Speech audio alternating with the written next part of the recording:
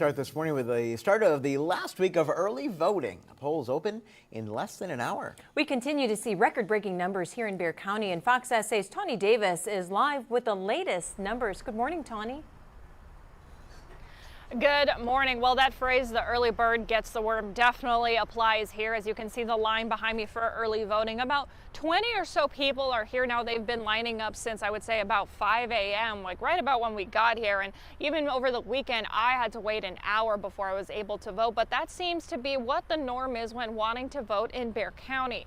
Now, since early voting opened in October, Bexar County has seen an average of over 25,000 daily voters. Some of the most visited sites include the Brook Hollow Branch Library with over 12,000 votes, Encino Branch also over 12,000 votes, and along with Northwest Vista College with similar numbers to date. And in total, over 350,000 people have cast their vote according to the Bexar County Elections website.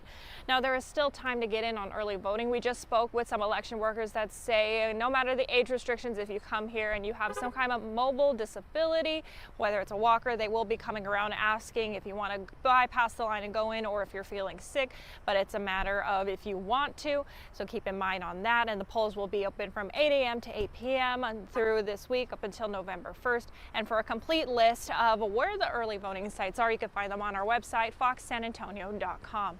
Reporting live, I'm Tawny Davis. Back to you. All right, Tawny, appreciate it. 7:05. Leaders say it's important to both plan for those long lines when you get to the polling place and also to be patient. They also want you to know about the rules about what you can and can't wear when you're casting your ballot.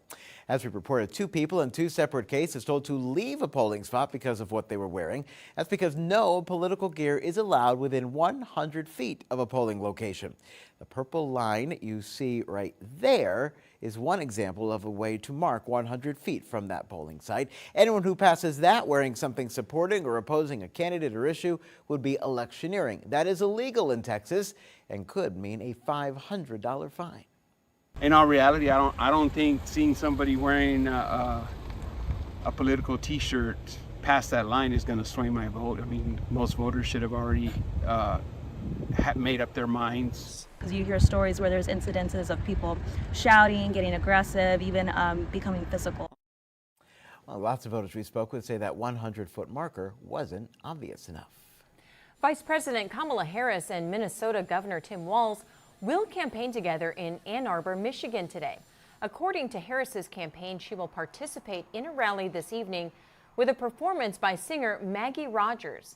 Harris is also expected to make 2 other stops while she's in Michigan today. The vice president has been spending a great deal of time in the battleground state as the election is just 8 days away. And former President Trump heads back to Georgia today. The campaign says he will talk about the economy during a rally in Atlanta. Both Mr. Trump and Vice President Harris focused on Georgia and several other swing states. They could be the ones which decide the election.